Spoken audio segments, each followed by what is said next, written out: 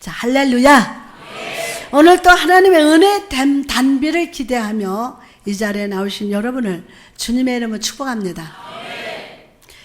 이전까지 눈물의 나라에서 슬픔을 흘렸다면 오늘 아버지의 은혜의 나라에서 기쁨으로 찬양하는 여러분 될 줄 믿습니다. 여러분이 잘 아시는 철로 역전에 보면 주인공이 기독도가 해석자라는 사람의 집에 들어가는 장면이 나옵니다. 기독도가 어떤 집에 해석자라는 집에 들어가는 장면이 나옵니다. 보셨지요? 철로 역전.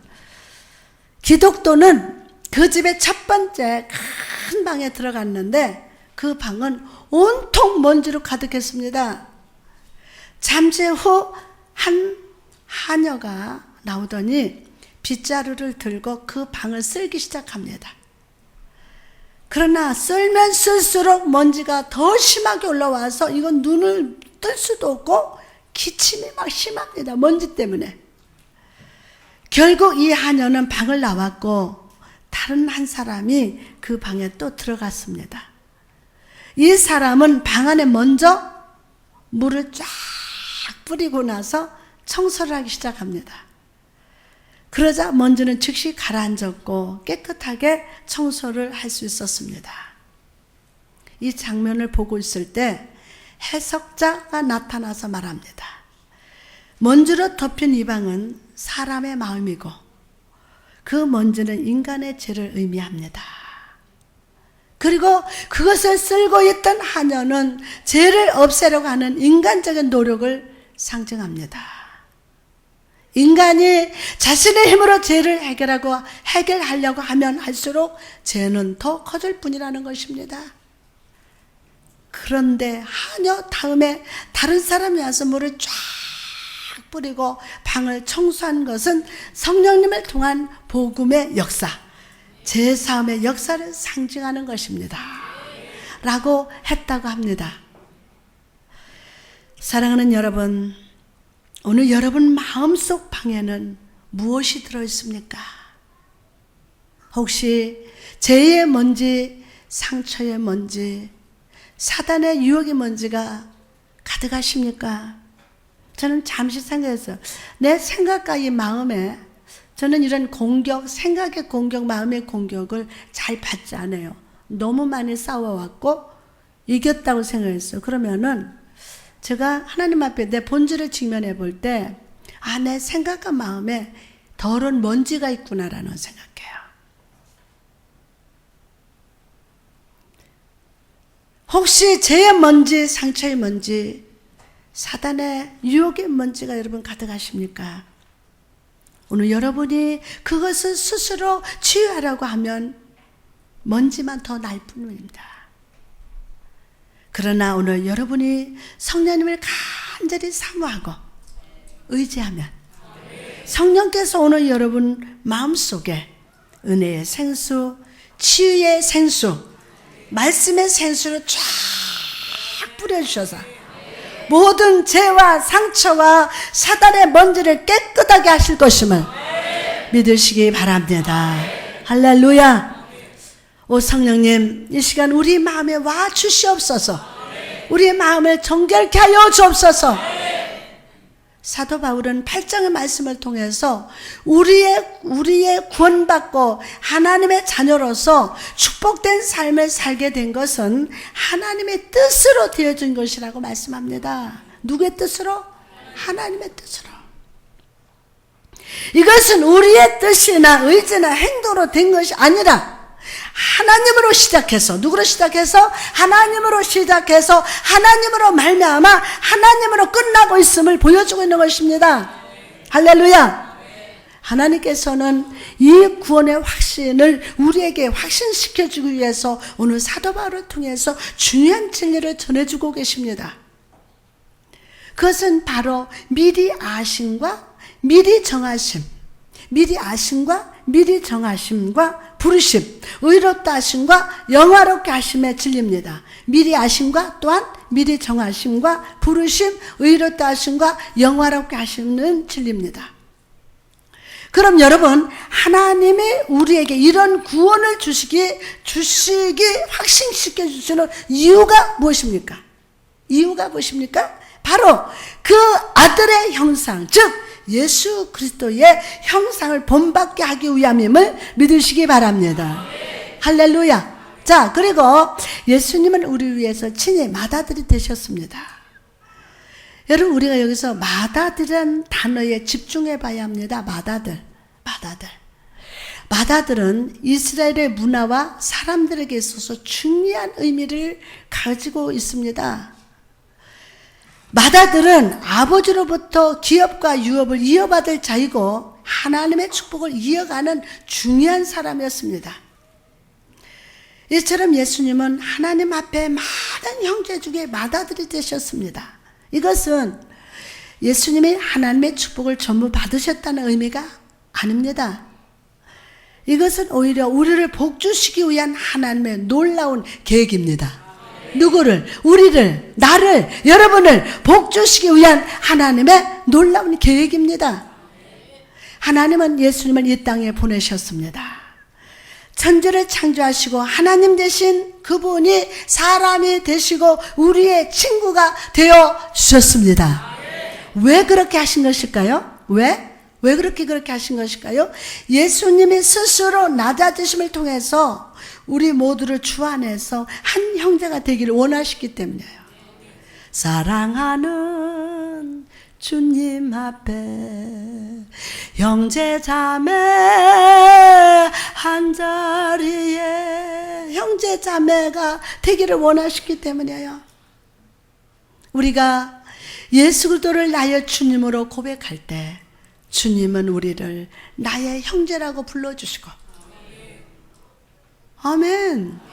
나의 형제라고 불러주시고 우리의 손을 잡으시사 제의 자리에서 아버지 하나님의 자녀로 높여주심을 믿으시기 바랍니다. 그리고 우리가 예수 그리스도와 하나 되어 연합된 삶, 즉 예수 그리스도라는 축복의 나무에 붙어있는 자가 될 때, 맏아들 되신 예수 그리스도의 축복이 우리의 것이 됨을 다시 한번 믿으시기 바랍니다. 할렐루야. 사랑하는 여러분, 오늘 이 사실을 분명히 믿으시기 바랍니다. 우리는 예수 그리스도의 십자가로 말미암아 하나님의 자녀가 되었어요. 누구로 말미암아? 예수 그리스도의 십자가로 말미암아 하나님의 자녀가 되었어요. 하나님의 자녀된 것 생각할 때에 할렐루야 찬송이 저절로 나네. 예수 그리스도의 십자가로 말미암아 하나님의 자녀가 되었어요. 그리고 맏아들 되신 예수 그리스도와 하나 되어 하나님의 축복의 유업을 상속받는 축복된 성도임을 믿으시면 아멘? 그런데 여러분의 삶을 한번 가만히 살펴봅시다. 내가 하나님의 자녀요, 축복의 상속자인데도 불구하고 혹시 나의 영적인 신분을 잊어버리지는 않으셨습니까? 내가 하나님 앞에서 어떤 존재인지를 잊게 되면 두려움에 빠지게 됩니다. 내가 하나님 앞에 어떤 존재인 것을 잊어버리면 뭐에 빠진다고요? 두려움에 빠지게 됩니다. 야곱을 보십시오. 그가 삼촌 라반을 떠나서 다시 고향으로 들어갈 때 그는 형 에서가 군사 몇 명, 400명을 데리고 야곱에게 오고 있다는 소식을 다 듣습니다. 그러자 야곱은 즉시 두려움에 빠졌습니다. 그리고 형 에서의 진노를 진정시키기 위해서 선물을 준비하고 자신의 자산을 세 대로 나누었습니다. 형에게 선물을 줘도 화가 풀리지 않으면 도망갈 생각이었던 것입니다. 그리고 야곱이 혼자 약복강 강가에 있을 때 그는 하나님의 사람을 만났어요. 그리고 밤새도록 시름을 했습니다. 천사가 야곱의 허벅지 관절을 쳤음에도 불구하고 야곱은 내게 축복하지 않으면 내가 절대로 놓지 않겠나이다 라고 말하면서 끝까지 천사를 붙들었습니다. 끝까지. 그러자 천사가 야곱에게 말합니다. 창세기 32장 27절에서 28절에 그 사람이 그에게 이르되 내 이름이 무엇이냐? 그가 이르되 야곱이니이다. 그가 이르되 내 이름은 다시는 야곱이라 부를 것이 아니요 이스라엘이라 부를 것이니 이는 내가 하나님과 및 사람들과 겨루어 이겼습니다. 이전에 그는 도둑 빼앗는 자라는 의미의 야곱이었습니다. 그러나 지금은 야곱과 겨루어 하나님과 겨루어 이긴 자라는 이스라엘이 되었습니다. 오늘 이길지어다. 그리고 그가 하나님을 만났을 때 그 마음속의 모든 두려움이 즉시 사라졌습니다. 왜 그렇습니까? 이 세상 그 누구보다 하나님의 더 크시고 강하신 분이심을 분명히 깨달았기 때문입니다. 이 세상 문제보다도 어떤 사탄이보다도 하나님은 더 크시다, 더 강하시다. 그것을 분명히 깨달았어요. 그리고 그 하나님의 지금 자기와 함께 계심을 굳게 믿고 있었습니다. 하나님 나와 함께 하신다. 사랑하는 여러분, 오늘 여러분의 삶 속에 여러분 힘들게 하고 두렵게 하는 예서가 무엇입니까? 여러분의 마음을 녹이고 눈물을 흘리게 하고 낙심케 하는 것이 무엇입니까? 사랑하는 여러분, 그 모습 그대로 하나님께 나갑시다. 두 손 들가면 그 모습 그대로 하나님께 나갑시다. 세상과 씨름하라고 하지 말고 하나님과 씨름하시기 바랍니다. 그럴 때 두려움이 물러간다. 물러가라! 여러분도 하나님 앞에 나아갈 때 주님이 말씀하십니다. 사랑하는 아들아, 사랑하는 딸아, 내가 너와 함께 하느니라. 두려워 말라. 강건해라. 강건해라. 내가 너와 함께 한다. 야곱이 하나님과 씨름한 장소를 분이엘, 즉 하나님의 얼굴이라고 이름한 것처럼 오늘 이 시간 하나님 앞에 나아가 하나님의 얼굴을 바라보시기 바랍니다. 그럴 때 두려움이 사라집니다. 내가 야곱이 아니라 하나님의 축복의 유업을 상속받은 이스라엘임을 깨닫게 됨을 믿으시기 바랍니다. 할렐루야. 이사야 41장 10절 두려워하지 말라. 내가 너와 함께함이라. 놀라지 말라. 나는 내 하나님의 됨이라. 내가 너를 굳세게 하리라. 참으로 너를 도와주리라. 참으로 내가 의로운 오른손으로 너를 붙들리라. 아멘. 또한 우리가 여기서 생각해 봐야 할 것은 이 19절 말씀에 미리 아심과 미리 정하심입니다. 많은 사람들은 하나님이 미리 아신 자만을 택하시고 구원하신다는 사실에 화를 냅니다. 하나님의 사랑이 너무 편파적이고 공의롭지 못한다는 것입니다. 그러나 여러분, 여기서 사도 바울이 말하는 미리 아심과 미리 정하심이란 말은 단지 여러분이 예수 그리스도를 믿고 안 믿고를 미리 아신다는 뜻이 아닙니다. 이거는 믿고 안 믿고 이걸 미리 아신다는 뜻이 아니에요. 또한 여러분의 죄를 지을 것, 안 지을 것을 미리 다 알고 계심을 뜻하는 것이 아니라 그분께서 그분의 사랑과 관심을 나에게 집중시키고 고정시킨 상태를 의미합니다.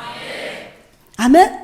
만일에 하나님이 여러분이 하나님을 믿지 안 믿는지를 보고 선택하셨다면 그것은 구원의 근원적인 것이 여러분에게 있음을 의미합니다. 이건 뭐가요? 구원의 근원적인 것이 누구에 있어요? 여러분에 있는 거예요.